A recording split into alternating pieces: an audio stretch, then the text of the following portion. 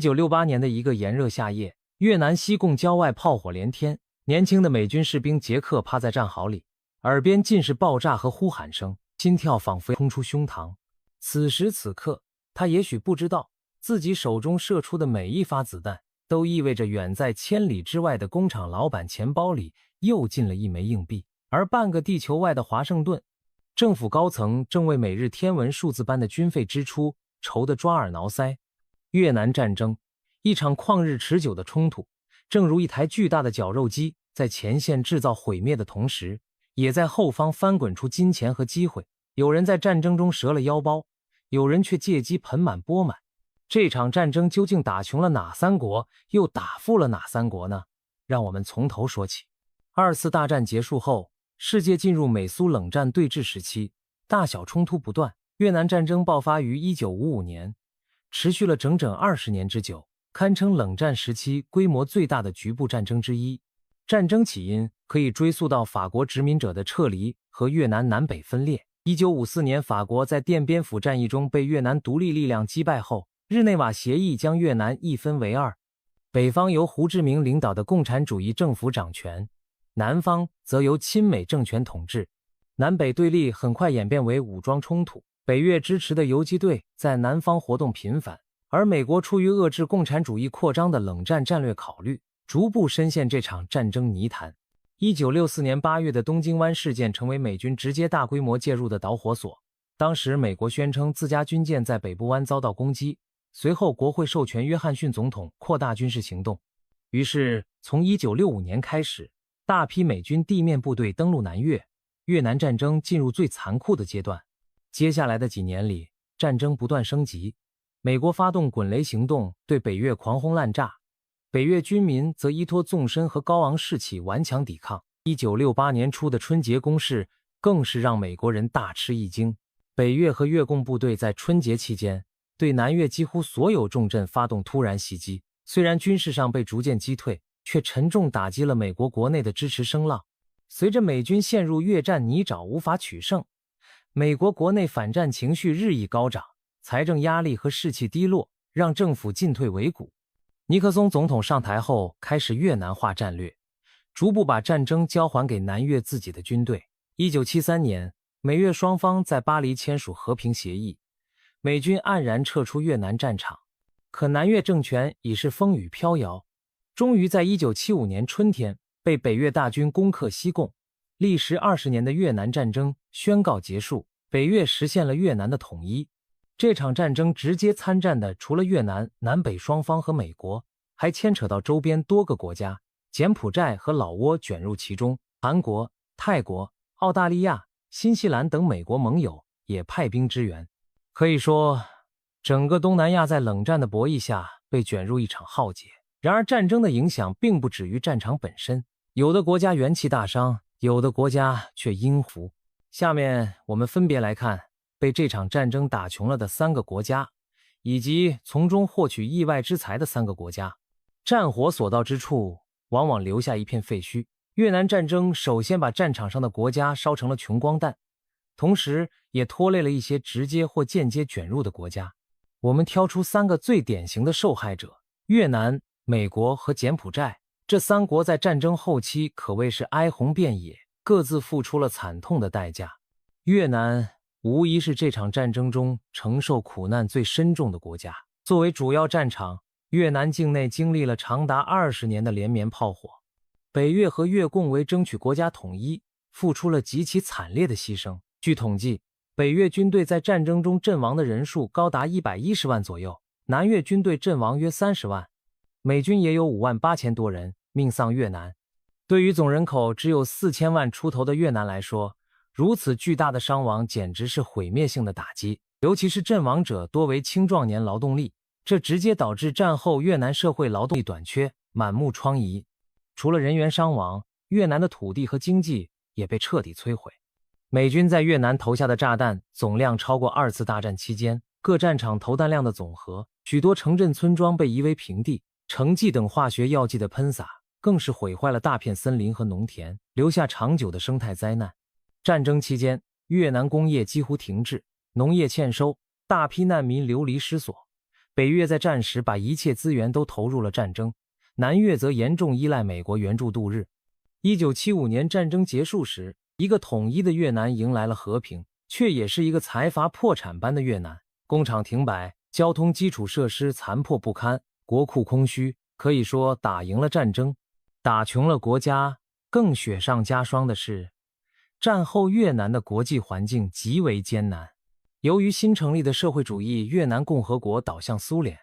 与昔日盟友中国交恶，又因为战争中击败了美国扶植的南越政权，战后美国等西方国家对越南实施长期的经济封锁，越南不得不背负沉重的战后重建任务，却缺乏外援和贸易机会，只能仅靠苏联援助勉强支撑，国内又因照搬计划经济体制而效率低下。结果70年代后期到80年代中期，越南一直深陷贫困泥淖，甚至1979年还与中国爆发边境战争，使得本就脆弱的经济进一步雪上加霜。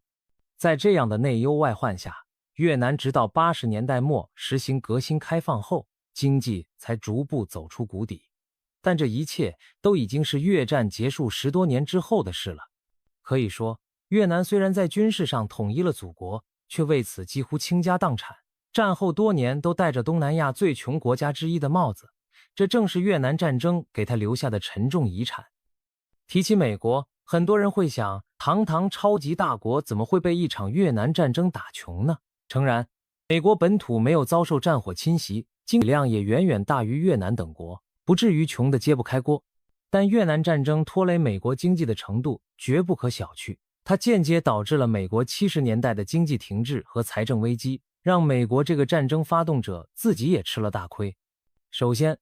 美国在人力和精神层面付出了巨大代价，5万多美军士兵阵亡，上10万人负伤，无数家庭支离破碎。此外，越战旷日持久且战果不彰，严重打击了美国民众的信心，在国内引发了大规模的反战运动和社会动荡，国民对政府的信任大幅下滑。这种社会动荡虽然看不见摸不着，但长远来看也会对经济活力造成影响。然而，对美国来说，更直接的损失在于真金白银的消耗。越南战争成为美国历史上烧钱最快的战争之一。从60年代中期美军大规模参战开始，美国联邦政府每年都要投入天文数字的军费到东南亚战场，士兵薪资、武器装备、飞机坦克、后勤补给，再加上广撒给南越政权和盟友的经济援助，样样都要花钱。据估算，美国在整个越南战争期间直接花费了约1500亿美元用于军事行动和援助，如此庞大开支相当于把金山银山填进了无底洞。为了支付战争账单，美国政府不得不大量增加货币发行和赤字预算，这无异于饮鸩止渴。果不其然，持续的巨额军费开支给美国经济带来了副作用。60、70年代，美国试图同时推进伟大社会国内福利项目和越战军费，结果经济不堪重负，政府财政赤字攀升，通货膨胀率节节高起。到了1971年，美国被迫宣告美元与黄金脱钩，以摆脱美元被大量兑换黄金的危机。这在一定程度上是因为越战开支掏空了美国的黄金储备和财政信心。同样在70年代初，美国经济陷入滞胀困境，高通胀与经济停滞并存，民众生活成本上升，失业率增加。虽然造成滞胀的因素还有石油危机等，但越南战争无疑是压垮经济骆驼的一根重要稻草。更尴尬的是，美国人在越战中不仅赔了钱，还没捞到想要的政治好处，南越还是丢了。美国在亚洲威信受挫，一场战争打下来，美国国内财政负担沉重，国际形象受损。战后美国不得不削减军费，收缩战略，再花很长时间才缓过经济劲来。所以说，越南战争间接打穷了美国这一超级大国，让其在冷战中元气大伤。正应了那句老话，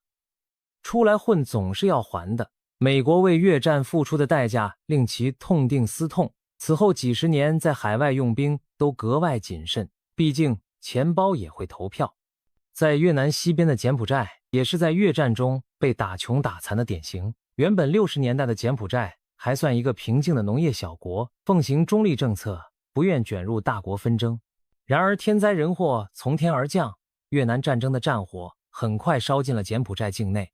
为了切断北越军队的补给和越共的避难所，美军从1969年起对柬埔寨东部边境地区进行了大规模秘密轰炸和越境打击，数以千计的村庄遭到轰炸，平民死伤惨重。柬埔寨的王子西哈努克本想在大国之间维持平衡，但1970年国内发生政变，亲美的朗诺将军推翻了西哈努克，令柬埔寨正式站到美国一边。于是越南战争彻底波及柬埔寨，美国和南越军队直接出兵柬埔寨境内打击共产主义游击队，而获得北越支持的柬埔寨共产主义者也趁势做大。结果柬埔寨很快陷入全面内战的深渊，原本风平浪静的乡村变成兵戎相见的战场，经济生产几乎停滞。美国虽然给予朗诺政权一些军援和经济支持，但杯水车薪，远不抵战争破坏来得快。1975年，美军撤出越南的同时，柬埔寨政权也发生巨变，红色高棉推翻了朗诺政府，建立起民主柬埔寨政权。然而这却是柬埔寨灾难真正的开始。红色高棉政权奉行极端残暴的政策，大搞原始共产主义试验，强制城市人口下乡劳动，消灭知识分子和意见者。短短3年多时间里，柬埔寨全国有将近1/4的人口在饥饿、过劳和处决中死亡。这个骇人听闻的悲剧被称为柬埔寨大屠杀，也就是著名的杀戮战场。试想，越战前柬埔寨有将近800万人口，以稻米出口为主要经济来源，百姓生活虽然贫穷，但还能温饱。经过美国轰炸、内战洗劫，再加上红色高棉惨无人道的统治，到1979年红色高棉被赶下台时，柬埔寨的人口锐减，经济倒退了几十年。全国几乎没有完整的公路和桥梁，农田荒芜，学校医院关闭，连货币都曾被废除，整个国家被打回了原始时代。1979年初，越南出兵推翻红色高棉，结束了大屠杀，但柬埔寨的噩梦余波远未平息，饥荒和内战残余持续，直到90年代才逐渐恢复平静。可以说，柬埔寨是在越南战争中被殃及池鱼的典型，因为别人的战争而家破人亡，国衰民穷。这个原本与世无争的小国，被卷进超级大国和邻国的博弈中，彻底沦为了战争的牺牲品。时至今日，柬埔寨依然是东南亚较贫困的国家之一，其社会发展水平与战前相比落后许多，这都是越战间接带来的深远恶果。有人哭就有人笑，在越南战场燃烧的同时，周边有些国家却因为提供基地、资源或劳动力而收获了意外的经济红利。战争需求推动生产，巨额军费变成订单，这些国家趁机发展了本国经济，实现腾飞。下面我们来看日本、韩国和新加坡这3个通过越战发家的国家。表面上看，日本与越南战争似乎关系不大，毕竟日本没有直接派兵参战，战火也没有烧到日本列岛。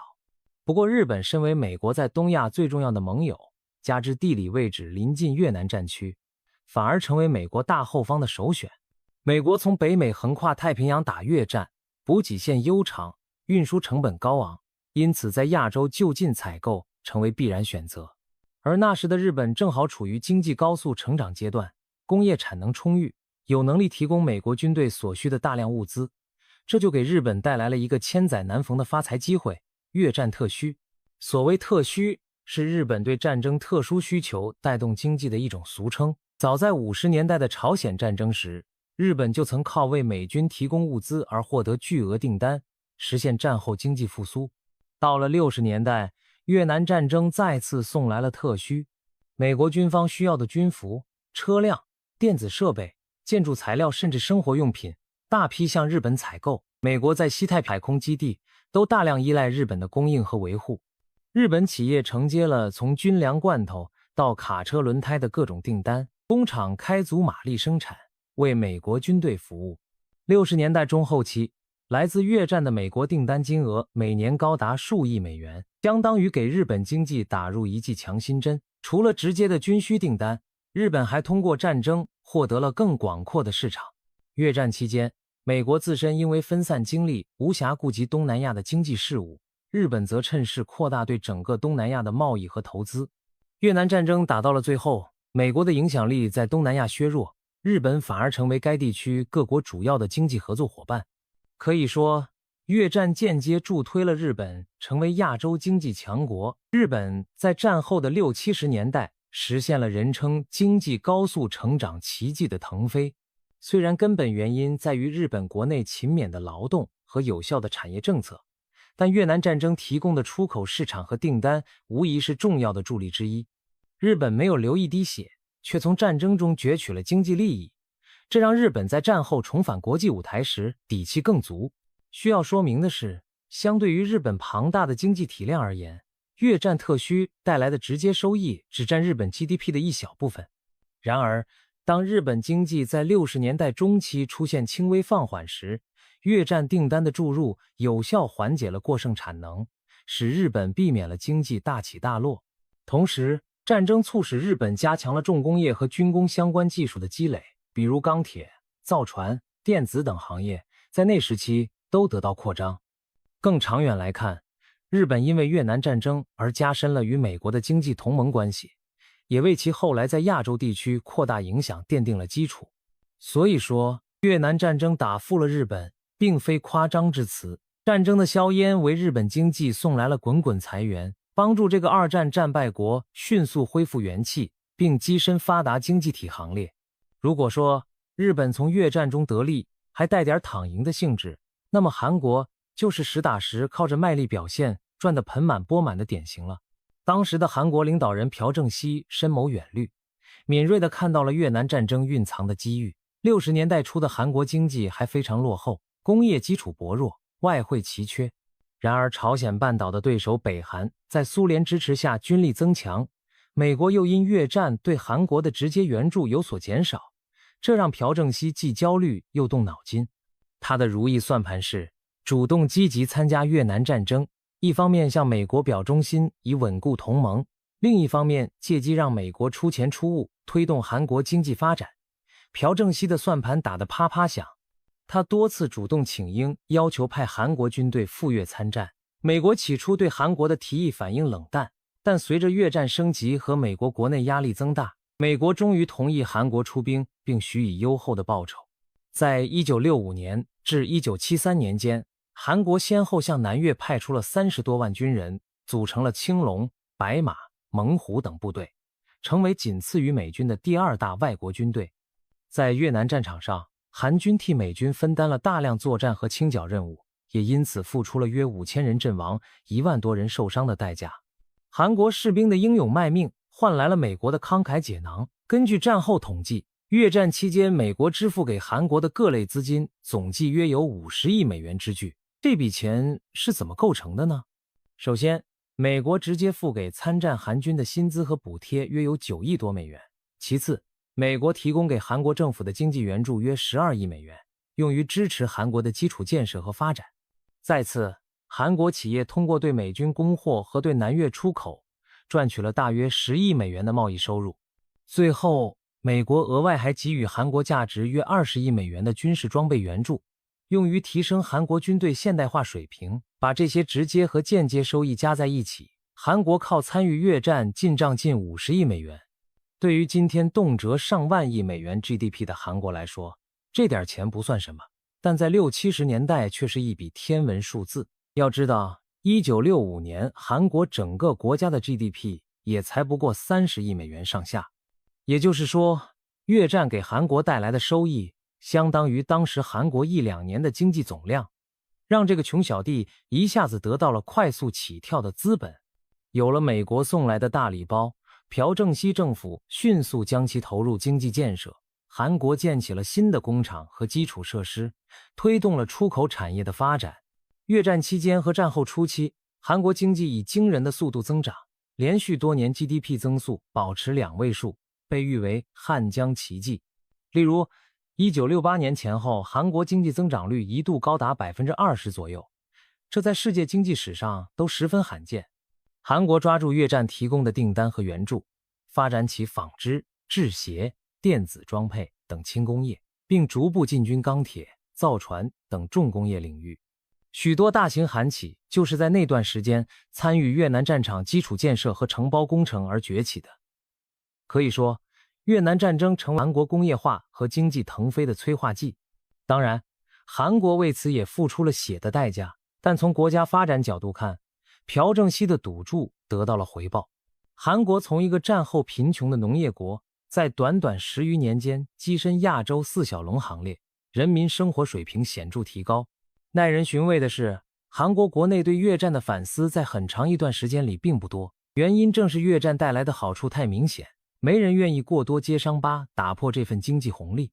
总而言之，韩国借美国之手，在越南打仗，在本国收钱，实现了经济的跨越式发展，成为越南战争的最大赢家之一。战争年代的一句俗语道破天机，美国人亏钱流血，韩国人赚钱致富，听来虽然残酷，却正是那段历史的真实写照。第三个因越南战争而崛起的国家，新加坡，可以说是无心插柳柳成荫的典型例子。新加坡在60年代初还是马来西亚联邦下的一个小小城市州，经济以初级产品贸易和转口为主，甚至被戏称为乡下渔村。1965年，新加坡意外地被马来西亚联邦请离，被迫独立。当时的新加坡总理李光耀面对一个缺乏资源、腹背受敌的小国，急需为国家找到生存和发展之道。恰逢此时，越南战争的阴云笼罩东南亚，新加坡的地缘位置却凸显出战略价值。坐拥马六甲海峡要道，又有深水良港基础，新加坡成了各方势力关注的焦点。美国虽然没有正式把新加坡拉入军事联盟，但看中了新加坡港口的优良条件。1967年，英国宣布将逐步撤出在新加坡的军事基地，李光耀政府则灵机一动，将这一风险化为机遇，立即投入资金，将前英国海军基地改造为现代化船坞和船舶维修中心，主动承接美国在越南附近的海军后勤需求。很快，大批美国海军舰艇开始把新加坡作为靠港修整和维护的首选地。一时间，新加坡的船厂、码头灯火通明，通宵达旦地为美军军舰刷漆保养、补给物资，这些都是实打实的美元收入。与此同时，越南战区所需的物资从世界各地运来，在新加坡港集散转运，再送往前线。可以说，新加坡在越战期间俨然成了美军的后勤岛和物资中转站。战争年代涌入的新订单和大量货物流通，为新加坡奠定了港口航运中心的地位。新加坡港利用这股东风迅速扩建，航运相关产业蓬勃发展。许多新加坡人也在港口码头找到工作机会，学习了先进的管理和技术。更重要的是，这种由战争催生的贸易繁荣并非昙花一现，而是赋予了新加坡持久的竞争力。李光耀常以授人以渔来形容这段经历。战后，美国逐渐减少在越南的存在，新加坡却凭借自身良好的商业信用和基础设施，继续吸引着全球航运公司和投资者的青睐。它巧妙地避开了越南战争的毁灭，却抓住了战争带来的转机，实现了经济的起飞。新加坡的发展当然不只靠越战特需，还与其自身廉洁高效的政府和对外开放的政策密不可分。不过，历史低看，如果没有越南战争在60、70年代给予新加坡这个后起之秀一个快速发展的契机，新加坡未必能那么快跻身富裕国家之列。越战时期的新加坡 GDP 年均增速超过2位数，到70年代中后期，人均 GDP 已远超邻近的泰国、马来西亚等国，开始向高收入社会迈进。从一个资源贫乏的小港口成长为亚洲4小龙之一，越南战争期间获得的港口贸易红利功不可没。正因如此，许多历史学者将新加坡称为越南战争的间接受益者。战争越久，新加坡赚得越多。如今，新加坡的港口吞吐量长期位居世界前列，金融服务业也发达兴盛。这座城市国家的腾飞背后，隐约有当年越南战火投下的长长阴影。越南战争这场发生在上世纪60年代的漫长冲突，仿佛一面多棱镜映照出截然不同的命运景象。一边是焦土千里，民不聊生，越南拼尽全力赢得独立，却元气大伤；美国超级大国挥金如土，却伤痕累累。柬埔寨无辜受累，陷入黑暗年代。另一边却是机遇涌现，趁势而起，日本工厂机器轰鸣，赚得盆满钵满。韩国将士浴血奋战，换来经济腾飞。新加坡小岛运筹帷幄，崛起为富裕之国。正所谓几家欢喜几家愁，战争成就了一些国家的财富神话，也制造了无数国家和人民的苦难传奇。冷战时期的地缘政治博弈，使得越南战争不仅仅是越南一国的悲欢，而是牵一发而动全身的国际事件。战争、工业、军费开支、外交援助等等因素交织在一起，重塑了东亚和东南亚的格局。对于发迹的国家来说，战争提供了非常规的跳板，但也隐藏着后患。比如韩国由于当年对越参战行为，近年也开始反思战争中的不光彩部分。日本虽从中获利，但国内反战和平思潮也因此更加高涨。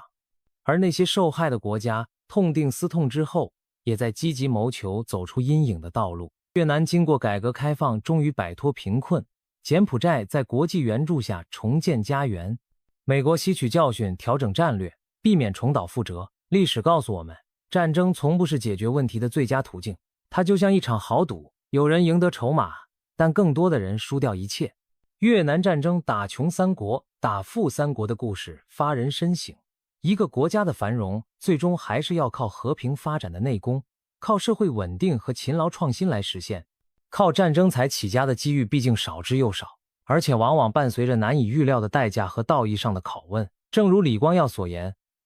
小国生存之道在于在大国博弈中保持清醒，战抓机遇，但不铤而走险。现代社会互相依存，财富并非只能从战争中索取，和平时期的合作共赢才是长久之计。